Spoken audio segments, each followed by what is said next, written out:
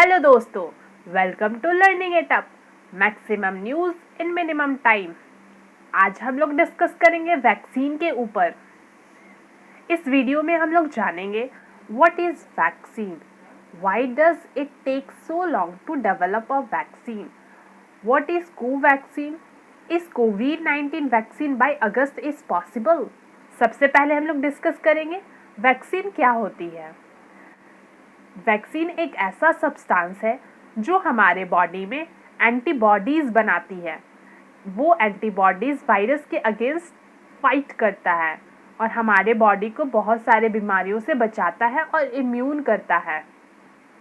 अगर कोई वायरस हमारे बॉडी में एंटर करता है तो हमारी बॉडी की इम्यून सिस्टम उससे फाइट करती है और वायरस और इम्यून सिस्टम के बीच में एक लड़ाई सी होती है। अगर वायरस जीत गया तो उस पर्सन की डेथ तक हो सकती है और अगर इम्यून सिस्टम जीत गया तो हम उस बीमारी के अगेंस्ट इम्यून हो जाएंगे और उस बीमारी को हरा देंगे। मोस्टली 10 से 15 साल लग जाते हैं एक वैक्सीन बनाने में। टाइफाइड के केस में 105 साल लग गए वैक्सीन डेवलप करने में। पोलियो के केस में 47 इयर्स लग गए वैक्सीन बनाने में। रोटा वायरस के केस में 25 इयर्स लग गए वैक्सीन बनाने में।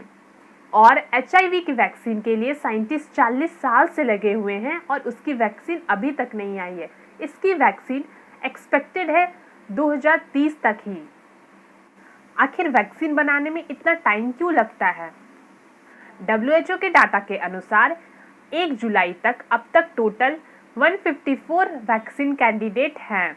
इसका मतलब ये नहीं कि हम लोग को 154 वैक्सीन मिल जाएंगी।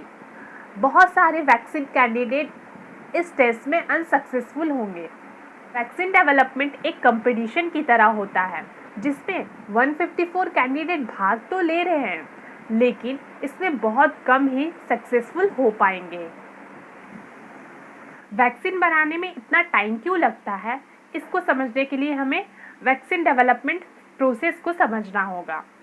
वैक्सीन डेवलपमेंट की पहली स्टेज होती है प्री क्लिनिकल और रिसर्च स्टेज, जिसमें साइंटिस्ट लैब और एनिमल पर टेस्टिंग करते हैं।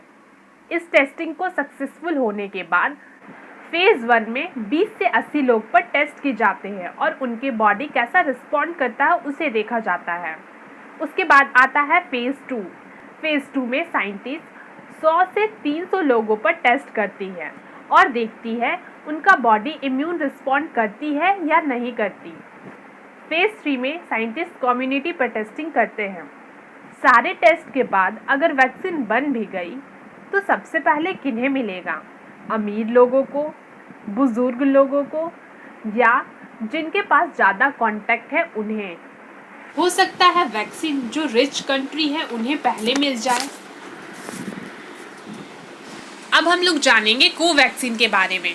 ये इंडिया का पहला वैक्सीन है जिसे ह्यूमन ट्रायल के लिए अप्रूवल मिल गया है। कोवैक्सीन को बनाया है हैदराबाद की कंपनी भारत बायोटेक ने ICMR और NIV के साथ मिलकर। Director general of Indian council of research Balram Bhargava, इन्होंने एक लेटर लिखा है जिसपे क्लियरली मेंशन है इंडिया की जो वैक्सीन है अभी तक प्री क्लिनिकल स्टेज भी क्लियर नहीं किया है। और इस लेटर में लिखा है कि वैक्सीन 15 अगस्त तक अवेलेबल होगी। क्या वैक्सीन अगस्त तक पॉसिबल है? क्लिनिकल ट्रायल रजिस्ट्री के अकॉर्डिंग जो इनरोलमेंट होने वाली थी वो 13 जुलाई को होने वाली थी और इसके ट्रायल में 15 महीनों का वक्त लगने वाला था। बट क्या ये 1 महीने में पॉसिबल है? शहीद जमील जो एक विख्यात वीरोलॉजिस्ट हैं, उन्होंने बोला है 15 अगस्त टाइमलाइन को रेडिकुलस। एम्स के डायरेक्टर रणदीप गुलेरिया भी 15 अगस्त के टाइमलाइन से सरप्राइज्ड हैं। उन्होंने बोला है कि हमें सेफ्टी को नज़र में रखते हुए ट्रायल करने होंगे और ये एक चैलेंजिंग टास्क है साइंटिस्ट के लिए। हम लोग वैक्सीन डेवलप कर भी लिए तो इसकी मैन्युफैक्चरिंग एक बड़ी चैलेंज होगी। जब डिजीज़ का स्केल बहुत ही बड़ा है तो मैन्युफैक्चरिंग भी इतनी लार्ज स्केल में करनी होगी जो आज तक हिस्ट्री में कभी नहीं हुई। Thank you guys. अगर आपको ये वीडियो पसंद आया तो लाइक, सब्सक्राइब, शेयर ज़रूर करें और अपने व्यूज़ कमेंट बॉक्स में बताएं।